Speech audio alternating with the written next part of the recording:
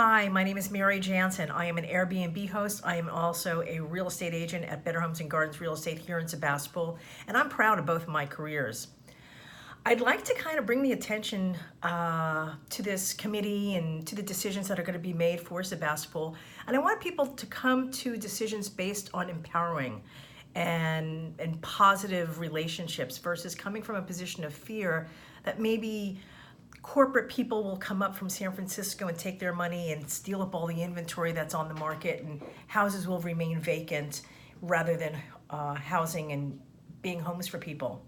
Being an Airbnb host, guess what? It is offering a home. It's offering homes to out-of-towners. And those hosts, they're women, mostly 50, 60, 70, 80 years old. They found themselves hosting because they're creative and they want to stay independent. They want to be able to bridge any income gaps that they've received with any employment changes. They use the income maybe to send their child to college. They'll use the income to keep the roof over their head because maybe their husband passed away or they no longer have dual incomes. So rather than coming from a position of being afraid of what the community is going to be if we allow this, think of all that it brings to people that already live here. Whether they live in their house or whether they just rent a room, that money is staying here in the community. It's empowering those ladies that are hosting, and maybe we should just ask an attendance count. Who here is a woman and hosting a vacation rental? Raise your hands. There's many of us, and we're asking you to think about us when you make your decisions coming up. Remember that this stream of income has helped them reinvest in their homes. It's given them a sense of well-being. It makes them feel accomplished and successful. And in many cases, these rooms in their houses for lengths of period would be housing no one anyway. So I'm just asking to think about your decision and how it affects women primarily.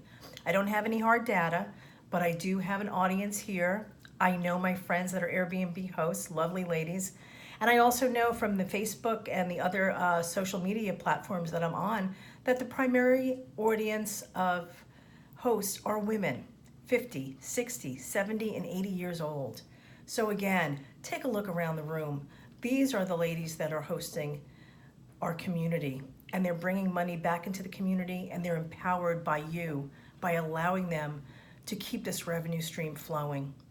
So think about them, think about their faces when you decide to cut back on this very creative platform that's been around since Forrest Gump's mom has been around, because that's what she did. She rented rooms in her house, and she took care of her son that had special needs, and she was a good person, right? So the only difference between Forrest Gump's mom and maybe me is the platform's different. There's something called the internet and apps versus putting a for let sign on your front porch. Thanks very much. Ladies who are hosting, please stand up. And for those, give us an applaud, because this is not an easy job to be a host either, but it's very rewarding. Thank you very much. Bye-bye.